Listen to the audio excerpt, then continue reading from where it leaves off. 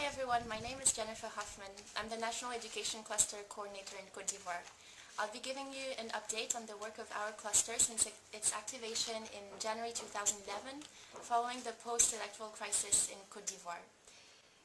The Education Cluster in Côte d'Ivoire is comprised of a national education cluster and three regional subclusters, one covering the west, one the east, and the other one the south of the country.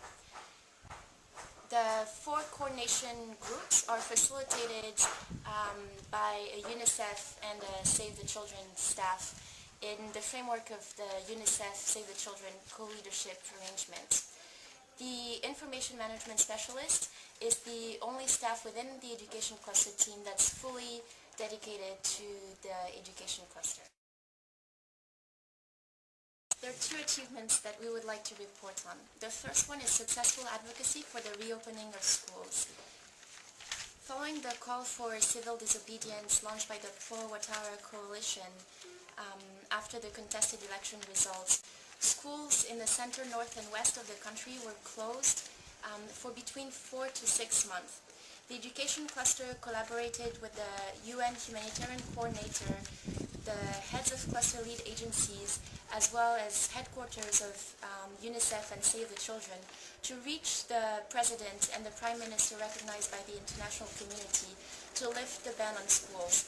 This was done on March 28th, and now the education cluster has launched the Back to School initiative, which is being coordinated by the subclusters in the west and in the east. The second achievement is the mobilization of resources through humanitarian funding appeals.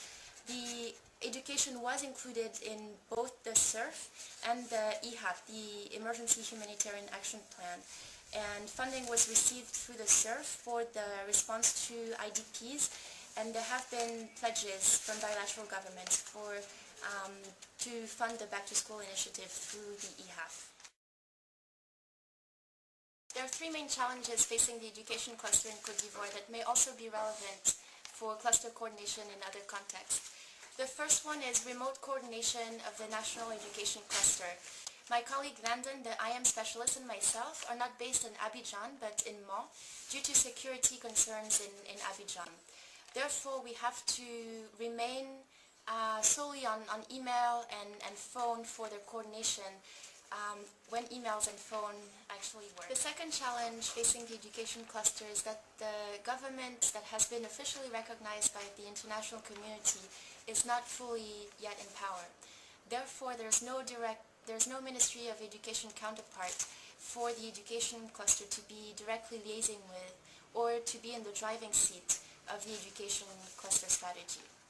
The third challenge is the limited number of operational cluster members, and also the operational difficulties that they are facing in terms of access to certain areas or financial liquidity issues.